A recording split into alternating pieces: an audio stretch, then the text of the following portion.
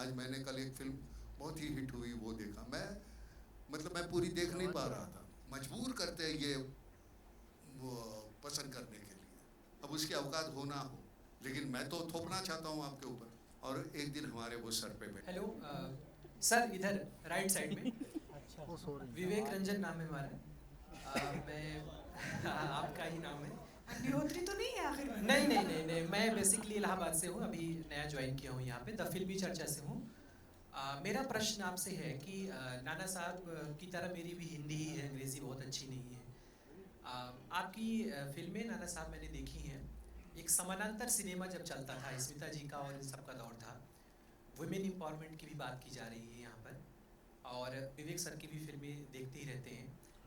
Common question है कि समानांतर सिनेमा आज के बाज़ार के समय में, मार्केट के टाइम में कितना सफल है, कितना असफल है, और विवेक सर आप जो मेहनत कर रहे हैं उसमें कितना मानते हैं कि ये पैरेलल समानांतर सिनेमा कितना सफल हो पाएगा? और नाना सर, आपकी तरफ से हमें चाहिए कि आप इस फिल्म को समानांतर सिनेमा की लिस्ट में रखते हैं या फिर नहीं? एक तो पहली बात, वो जो अंतर था एक कमर्शियल फिल्म और समांतर फिल्म, वो रहा नहीं। अब उस ज़माने में था, अब वो तो है नहीं। OTT आने के बाद हमारी हर किसी की फिल्म को एक प्लेटफॉर्म मिल गया है, और जितने व्यूवर्स थे वो पैसे हमारे आ जाते हैं, तो वो समांतर फिल्म का वो रहा नहीं। रहा थॉट कौन सा अब रखते हैं। अब जिस तरह की फिल्में हिट हो रही है, आज मैंने कल एक फिल्म बहुत ही हिट हुई वो देखा। मैं पूरी देख नहीं पा रहा था, लेकिन वो बहुत चलती है यार। अब वो चलती है तो मुझे लगता है कि बार बार हम इस तरह का मटेरियल दिखा के लोगों को मजबूर करते हैं ये वो पसंद करने के लिए। अब मैं एक्टर हूँ, कल मैं अपने बेटे को एक्टर बनाना चाहता हूँ। अब उसकी औकात हो ना हो, लेकिन मैं तो थोपना चाहता हूँ आपके ऊपर। एक फिल्म उसकी गिर जाए, चलो दूसरी फिल्म में मैं लूँगा, तीसरी 10 फिल्में होने के बाद वो कहीं आपको उसकी बुराइयाँ कम नज़र आने लगती हैं, और आहिस्ता आहिस्ता उसको आप अपनाने लगते हो, और एक दिन हमारे वो सर पे बैठता है। वो ऐसा वो आज का वो चित्र है हमारे यहाँ फिल्म का। तो कुछ ऐसी घिनौनी फिल्में हैं कि वो हमको देखने में मजबूर करते हैं, और हमको आहिस्ता आहिस्ता लगता है नहीं यही अच्छी फिल्म है। उसमें अगर ऐसी फिल्म आती है तो फिर पता चलता है नहीं यार, 2 फिल्मों में फ़र्क है। वो जिंदा है नहीं, 2 फिल्मों में अच्छा और बुरा। अच्छा, जो थोपा हुआ जो बुरा है हम पे, जो उसको हम अच्छा कहने लगे हैं, वो और ये अच्छा, इसमें बहुत अंतर है। तो जो समांतर वगैरह नहीं रहा, ये सिर्फ अच्छी और बुरी फिल्म का एक दौर है। तो हम जिस तरह से माउंट करते हैं, आज मैं हैरान हूँ। मैं तो जाता नहीं, मैं सच कहता हूँ। मैंने विवेक को कहा कि यार मैं प्रमोशन को जाता नहीं, जितना मैं मुझे करना था अच्छा बुरा वो मैंने फिल्म में कर दिया। अब यहाँ आके मुझे क्या बोलना है, मैंने ऐसे किया वैसे किया, उससे कोई फ़र्क पड़ने वाला नहीं है। लेकिन इतनी तादाद में लोग आते हैं प्रमोशन के लिए, मैं पहली बार महसूस कर रहा हूँ। मेरे समझ में नहीं आता यार मैं क्या बोलूँ। और सबसे गंदी बात यह है कि ये गलत लफ्ज़ निकल गया ना, तो इतना बड़ा कुछ बोल दिया उसमें से वो गंदा लफ्ज़। अब है भाई, इंसान है, एक आधा इधर उधर हो जाता है, लेकिन वो नहीं होता। तो हमें वो, मैंने तो वो बोलना ही बंद कर दिया। जितनी जान डालनी है अपने काम में डालो यार। यहाँ बोल के मैं बड़ी बड़ी बातें करूँ और मेरी बकवास फिल्म है तो थोड़ी चलने वाली है, और ना भी करूँ तो अच्छी है तो वो चलनी ही चलनी है। और ये मैं सच कहता हूँ, मुझे वो अंदर से लग रहा था कि नहीं यार जाना चाहिए, तो मुझे वो खाम वो कहीं गांव से मैं इधर आना पड़ा। लेकिन नहीं, ये फिल्म है। अगर दूसरी कोई एक बहुत कमर्शियल किस्म की फिल्म होती तो वे शायद नहीं जाता।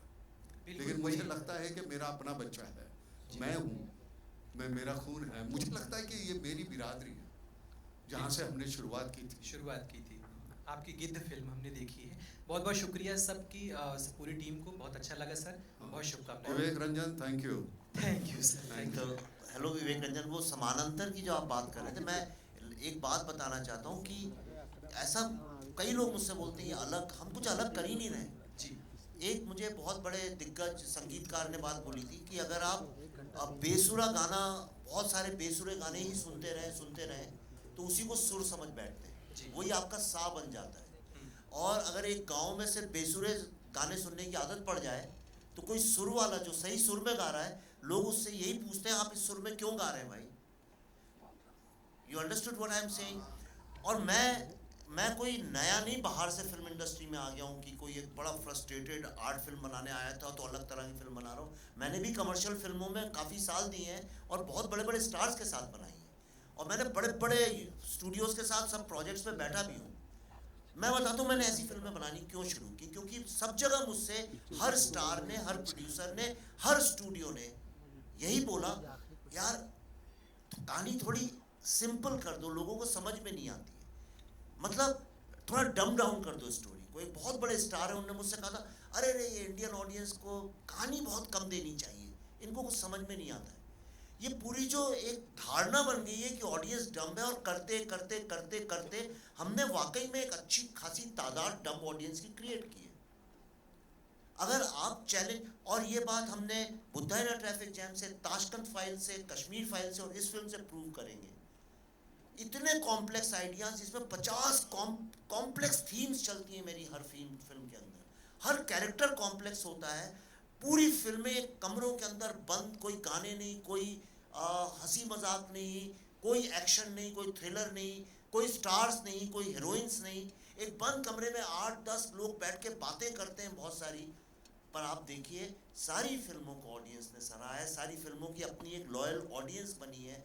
तो आप अगर आप सुर में, ये फिल्में ऐसी ही होनी चाहिए कॉमन मैन से रिलेटेड, और होना क्या चाहिए फिल्मों में। तो मैंने आपसे कहा कि मैंने सुपर हीरो फिल्म बनाई है, अब आप डिसाइड करिए कौन सी सुपर हीरो फिल्म इंटेलिजेंट है और कौन सी डम्ब है, ये आपको डिसाइड करना है। नहीं, मैं सच कहता हूँ, वेलकम करते हुए और ये करते हुए दोनों में उतनी ही जान डालनी पड़ती है।